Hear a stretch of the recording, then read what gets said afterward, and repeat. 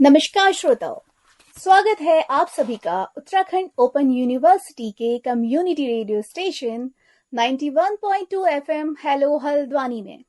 आज हम department of forestry and environmental sciences के असिस्टेंट प्रोफेसर्स, मैं डॉक्टर प्रीति पंत, मेरी सहयोगी डॉक्टर दीप्ति नेगी और डॉक्टर खष्टी डसीला आप सभी के सामने एक बहुत ही महत्वपूर्ण टॉपिक पर चर्चा करने के लिए एकत्रित हुए हैं। जैसा कि आप सभी जानते हैं कि दीपावली का पावन त्योहार बस आने ही वाला है, परंतु वर्तमान परिप्रेक्ष्य में जिस तरह से ये त्योहार मनाया जा रहा है, तो इसका बहुत ही विकृत रूप हमें देखने को मिल रहा है, जिसका हमारे स्वास्थ्य पर, हमारे पर्यावरण पर काफी घातक प्रभाव पड़ रहा है। तो इन सभी बिंदुओं पर चर्चा करने के लिए मैं और मेरे सहयोगी आज एकत्रित हुए हैं। हम शुरुआत करना चाहते हैं इसके पारंपरिक तरीकों के बारे में जानकर। मैं मेरी सहयोगी डॉक्टर दीप्ति से रिक्वेस्ट करूंगी कि वो इसके पारंपरिक तरीकों के बारे में हमें बताएं, उनसे जुड़ी हुई गाथाओं के बारे में हमें बताएं। तो डॉक्टर दीप्ति नेगी, आपका स्वागत है। धन्यवाद प्रीति जी। प्रिय श्रोताओं, जैसा कि आप जानते ही हैं कि दीपावली का यह पावन पर्व कार्तिक मास के कृष्ण पक्ष की अमावस्या तिथि को शरद ऋतु में प्रतिवर्ष मनाया जाने वाला एक पौराणिक उत्सव है और इसे भारत के अलग अलग स्थानों पर अलग अलग रीति रिवाजों के साथ धूमधाम से मनाया जाता है। जैसे कि उत्तर भारत में इस त्योहार को हमारे परम पूज्य भगवान श्री राम जी के 14 वर्ष के वनवास के पश्चात अयोध्या वापस लौटने की खुशी में मनाया जाता है, तो दक्षिण भारत में इसे भगवान श्री कृष्ण के नरकासुर वध के उपलक्ष्य में मनाया जाता है। अतः हम जानते हैं कि प्राचीन समय से ही इसे धार्मिक व सामाजिक पर्व के रूप में मनाया जा रहा है और हम सभी इस बात से भी अवगत हैं कि इस दिन घर में धन की देवी लक्ष्मी जी की पूजा की जाती है। साथ ही घरों की सफाई करना, रंगोली बनाना, दिए जलाना, परिवार व मित्रों के साथ मिलकर तरह तरह के भोजन व मिठाइयां बनाना आदि इस पर्व में प्राचीन समय से ही किया जाता रहा है। परंतु प्राचीन समय में रंगोली बनाने के लिए प्राकृतिक रंगों, चावल का आटा, रंगीन मिट्टी, फूल और पत्तियों का प्रयोग किया जाता था। साथ ही घी के दीपक जलाए जाते थे।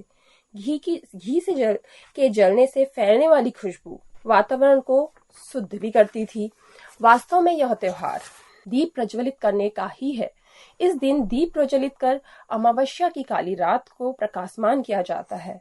दीपावली का शाब्दिक अर्थ ही दीप प्लस आवली अर्थात दीपों की पंक्ति से है। दीपावली के पर्व को बृहदारण्यक उपनिषद से लिए गए एक श्लोक से हम भली भांति समझ सकते हैं। ये श्लोक इस प्रकार है: अस्तो मां सद्गमय तमसो मां ज्योतिर्गमय, अर्थात मनुष्य को असत्य से सत्य की ओर और अंधकार से प्रकाश की ओर चलना चाहिए। ये पर्व मुख्य रूप से बुराई पर अच्छाई, अज्ञान पर ज्ञान और निराशा पर आशा की विजय पर ही आधारित है।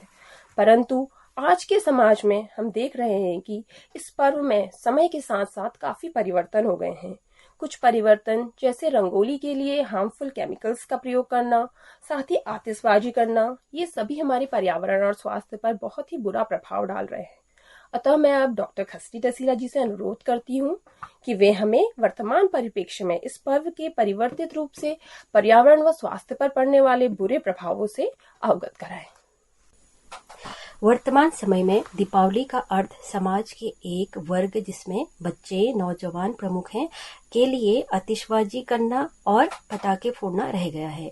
इस पर्व का उत्सव मनाते समय कुछ नकारात्मक पहलुओं और हानियों का सामना भी करना पड़ता है, जिसमें से 3 प्रमुख रूप के पहलुओं का सामना करते हैं। जिसमें पहला है प्रदूषण, पॉल्यूशन, और जिसमें ध्वनि और वायु प्रदूषण मुख्यतः है।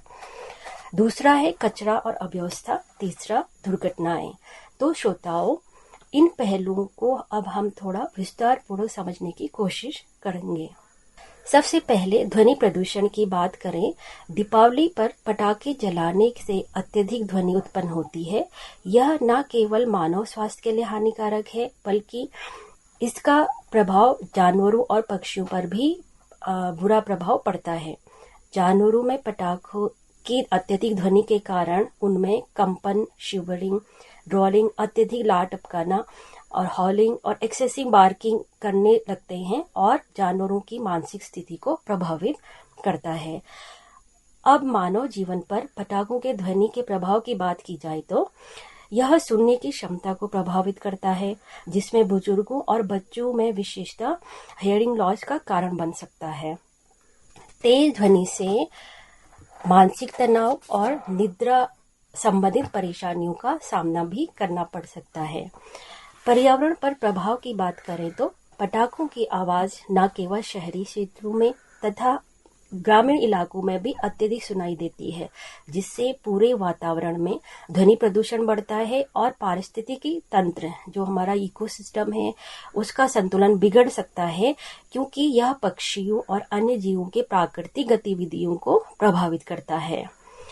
अब श्रोताओं, वायु प्रदूषण की बात करें, जिसका प्रत्यक्ष रूप आप हर वर्ष न्यूज चैनल्स के माध्यम से देखते हैं, जिसमें दिल्ली एनसीआर में जहां वायु की गुणवत्ता बहुत अधिक गिर जाती है, जो श्वास लेने योग्य भी नहीं रहती। पर अब दिल्ली एनसीआर जैसे सिचुएशन छोटे छोटे शहरों जैसे हल्द्वानी तथा पर्वतीय राज्यों में भी दीपावली के दौरान वायु प्रदूषण की वजह से गुणवत्ता गिरती रहती है।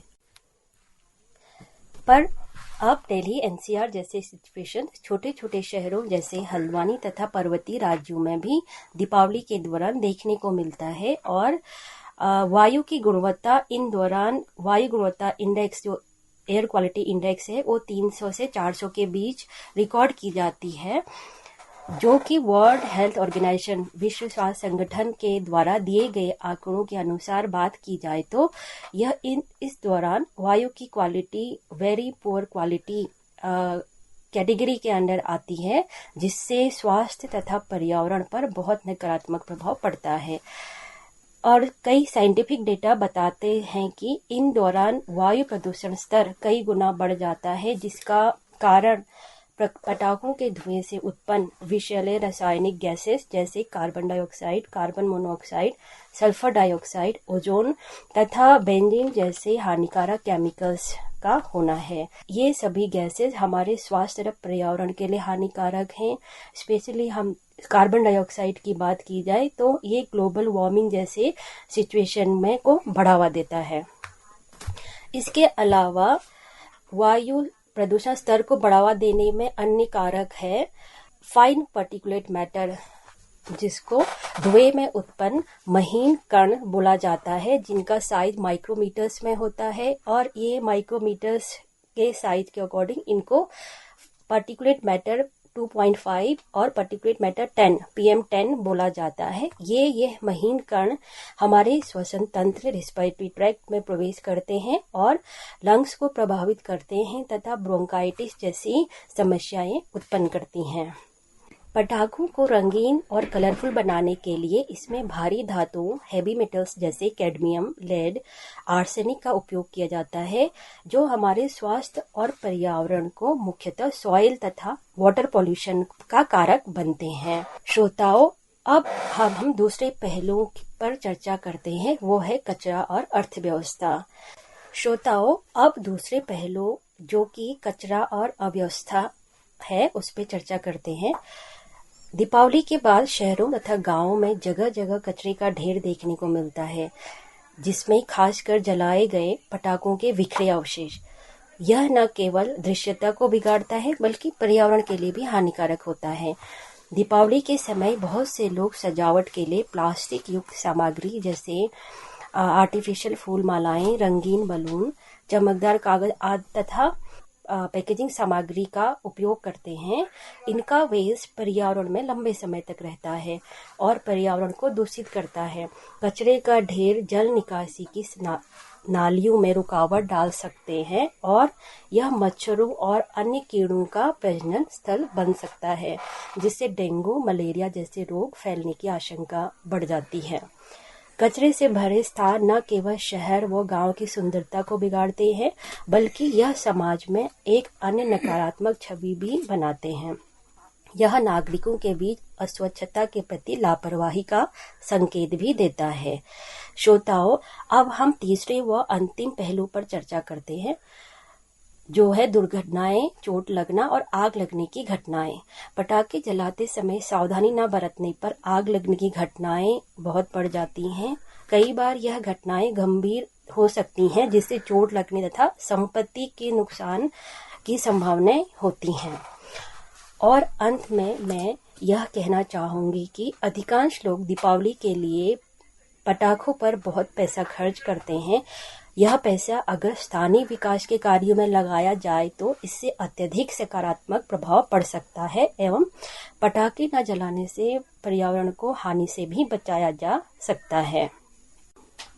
श्रोताओं, दीपावली हिंदुओं का प्रमुख त्योहार है जिसे हम सब हर्षोल्लास से मनाते हैं और मनाना भी चाहते हैं।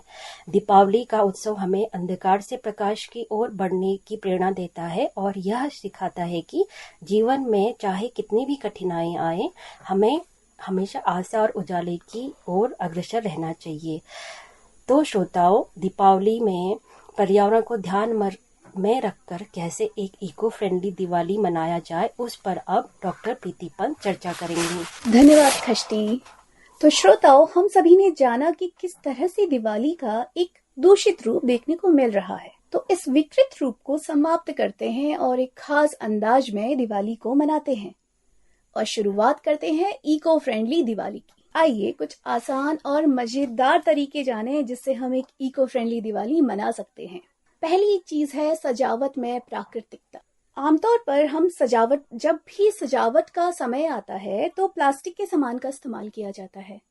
मेरी सहयोगी डॉक्टर खष्टी ने आपको बताया कि किस तरीके से मार्केट में प्लास्टिक का यूज किया जा रहा है मालाओं के लिए, एलईडी लाइट्स के लिए। ये हमारे पर्यावरण के लिए इतनी घातक है कि आप उसकी कल्पना भी नहीं कर सकते। तो इस बार शुरुआत करते हैं हमारे पारंपरिक तरीके, जहां पर मिट्टी के लिए रंग बिरंगे फूल और पत्तियों का इस्तेमाल किया जाता था। ये न केवल सुंदरता को बढ़ाएंगे बल्कि हमारे पर्यावरण के लिए भी लाभकारी होगा।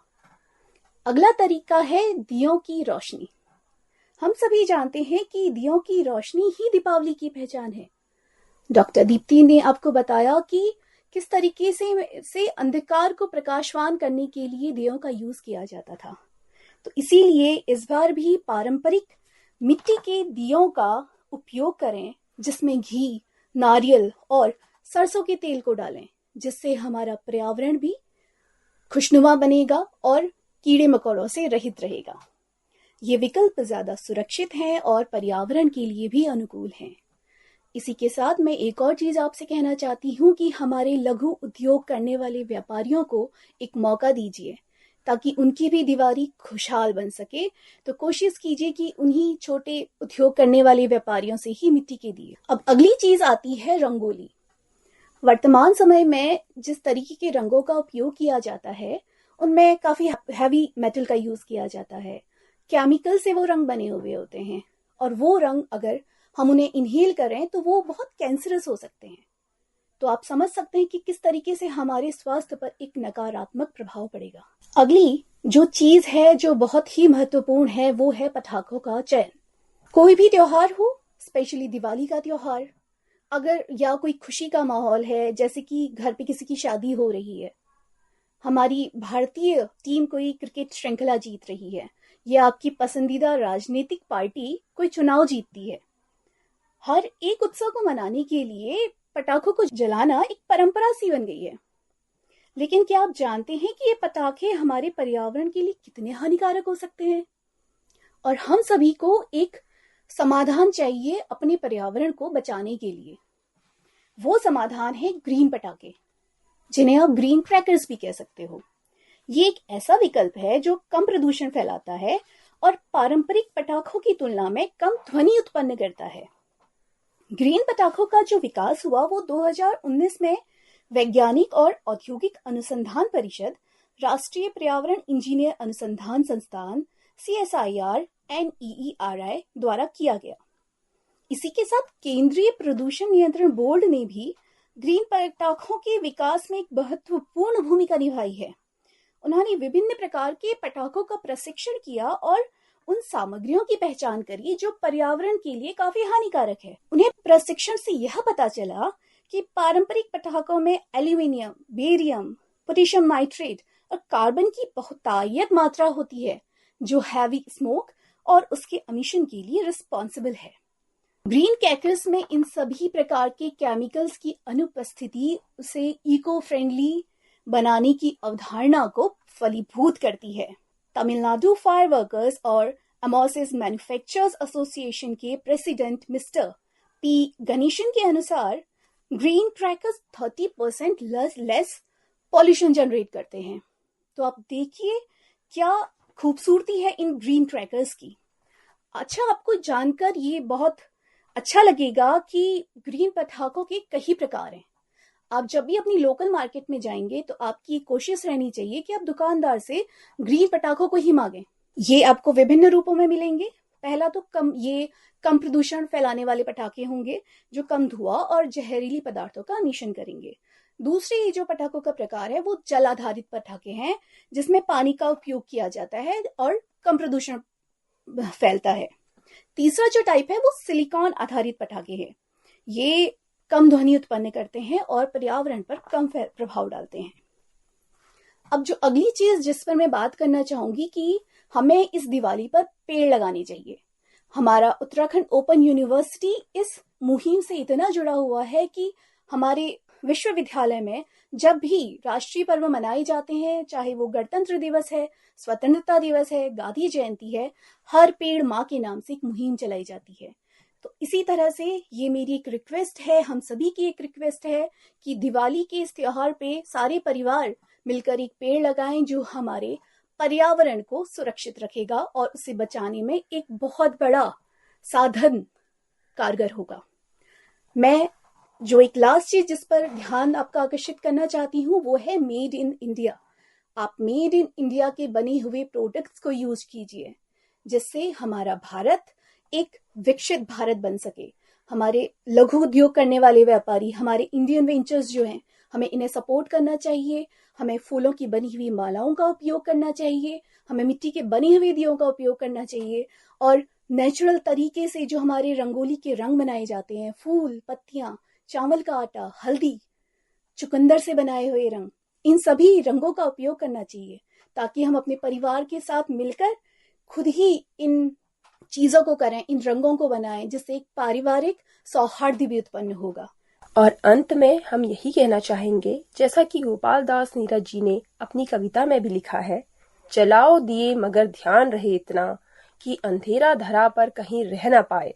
और उसमें हम यह जोड़ना चाहेंगे, आज का उत्सव, आज की खुशी भविष्य की परेशानी का सबब न बन जाए। धन्यवाद।